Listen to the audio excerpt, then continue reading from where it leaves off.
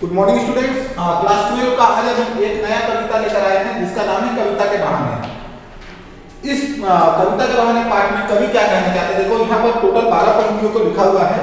क्या लिखे हैं कवि ने? कवि कहते हैं कि कविता एक उड़ान है चिड़ियों के बहाने, कविता एक उड़ान है भला चिड़िया क्या जाने, बाहर भीतर इस घर उस घर, कवि के पंख लगा उड़ने के माने, चिड़िया क्या जाने। ये हमारा प्रथम पाठ पंक्ति है।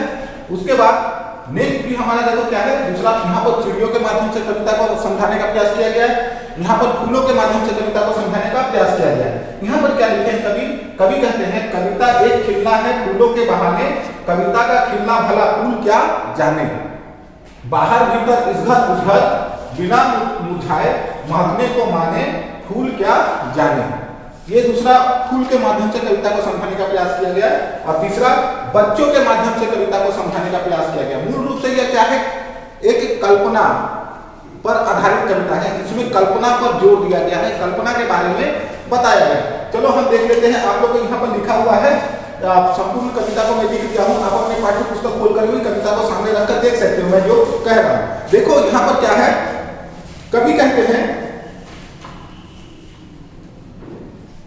प्रथम पंक्ति में कवि क्या कहना चाहते हैं। देखो प्रथम पंक्ति में जो प्रथम एक पंक्ति है, इन पंक्तियों में कवि क्या कहना चाहते हैं। कवि कहते हैं कि कविता कवि की कल्पना की उड़ान की तरह है। कविता क्या है? कवि की जो कल्पना है, कल्पना में जो उड़ान भर रहे हैं उस उड़ान की तरह कविता है। जिस तरह चिड़िया उड़ान भरती है, यहाँ चिड़ियों के माध्यम से बताया गया है, पर यहाँ पर कुछ तुलना किया गया है चिड़ियों के माध्यम, चिड़ियों की उड़ान और कवि की कल्पना में। किसमें तुलना किया गया? चिड़ियों की उड़ान में और कवि की कल्पना में कुछ तुलना किया गया है, कुछ अंतर को बताया गया है। कवि कहते हैं कि कवि की कल्पना की उड़ान, कवि की जो कल्पना है वह क्या है, उड़ान की तरह है।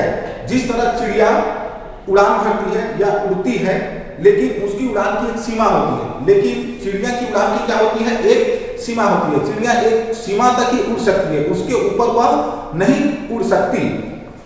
लेकिन कवि की कल्पना क्या है, वह असीमित है। कवि की कल्पना की उड़ान जो है वह उसकी कोई सीमा नहीं है।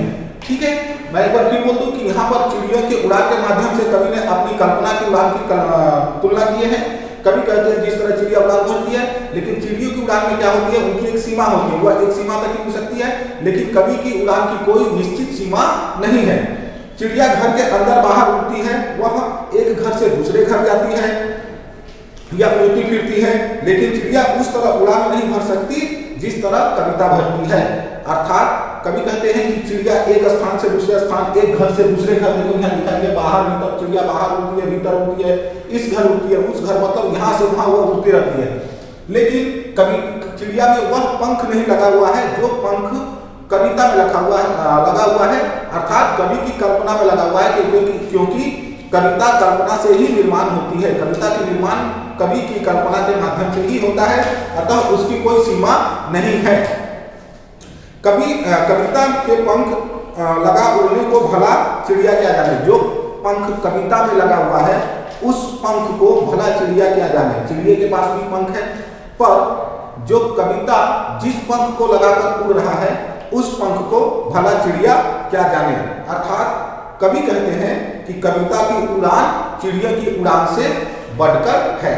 दूसरी पंक्ति में हम आ जाते हैं।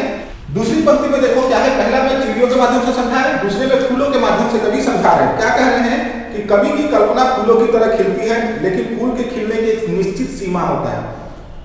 कवि कहते हैं कि उसकी कल्पना, किसकी कल्पना, कवि की कल्पना फूलों की तरह खिलती है, पर फूल के खिलने का एक निश्चित समय होता है। लेकिन कवि की खिलने का, यानी जो कवि की सोच है, कवि की जो कल्पना है, उसका कोई निश्चित सीमा नहीं है। अतः फूल क्या जाने, फूल बगीचों के बाहर भीतर अलग अलग उद्यानों को अपनी खुशबू से महकाते रहता है। फूल क्या करता है, अपने खुशबू से उद्यान के यानी बगीचे के बाहर भीतर अलग अलग स्थानों में, अलग अलग जगहों पर क्या करता है, अपनी खुशबू से महकाते रहता है उस स्थान को, उस जगह को। फूल सुबह को खिलता है, शाम को मुरझाकर गिर जाता है। वे एक निश्चित सीमा में खिलता है, समय में खिलता है। फूल क्या क्या होता है, सुबह को खिलता है। आप देखे भी होंगे कि सुबह सुबह फूल बहुत ताजा फूलों की ये क्या होती है, फूलों में ताजगी रहती है। पर जैसे जैसे समय बीतता जाता है, शाम होते जाता है, वो आहिस्ता आहिस्ता उसकी ताजगी खत्म होती जाती है और वह मुस्कुराते हुए मुरझाते हुए गिर जाता है और खत्म भी हो जाता है। कविता फूल की तुलना में बिना मुरझाए लंबे समय तक पाठकों को महकाती है, पर कविता क्या है, फूल की तरह नहीं है। जिस तरह फूल सुबह को खिलता है और शाम को मुरझाकर गिर जाता है, लेकिन कविता क्या है, इस तरह मुरझाकर नहीं गिरता, वह लंबे समय तक पाठकों को क्या करते हैं, महकाती रहती है। अंत में हमारा है लास्ट जो कविता क्या है, कविता एक खेल है बच्चों के बहाने। कविता मूल रूप से क्या है, एक खेल है बच्चों के बहाने। बच्चे आज कहाँ खेलेंगे, किस प्रकार खेलेंगे, कितने समय तक खेलेंगे, उनकी यह निश्चित सीमा नहीं होती है। बिल्कुल कल्पना उन बच्चों के भांति ही है। बाहर भीतर यह घर वह घर, सब घर एक कर देने को माने। जिस तरह बच्चा हर एक स्थान पर, हर एक जगह पर खेलने के लिए उसकी खेलने की इच्छा हुई, कितने समय तक खेलेगा वो नहीं जानेगा। और बच्चों में सबसे बड़ी बात क्या होती है, उनमें भेदभाव की समस्या नहीं होती है। अमीर गरीब, ऊंच नीच, जाति पाति, इन सारे चीजों का भेदभाव नहीं रहता। अतः कभी भी अपने बात कहने में किसी तरह की कोई सीमा या बंधन नहीं रखते। जिस तरह बच्चे किसी प्रकार की सीमा या बंधन को नहीं रखते हैं, सभी में एकजुट होकर सभी एक साथ होकर खेलते हैं, उसी तरह कभी भी क्या करते हैं कि किसी भी प्रकार के अपने सीमा में कोई बंधन नहीं रखते हैं। वह बच्चों की तरह सभी को साथ लेकर चलते हैं। वे सारे संसार को अपना मानते हैं और सबको आत्मीय मानते हैं। कौन, कवि सभी संसार को वे अपना मानते हैं और हर सभी के साथ वह मिलकर रहना चाहते हैं। उनकी कल्पना है कि वह एकजुट बनकर रहे। यही हमारा कविता के बहाने। इसमें मूल रूप से कविता की जो हम लोग कविता आज के यांत्रिक समाज में कविता से दूर होते जा रहे हैं, उस पर व्यंग्य किया गया है इस कविता में। नेक्स्ट वीडियो में फिर कोई नया सा चैप्टर लेकर आप लोगों के समक्ष आते हैं। Thank you.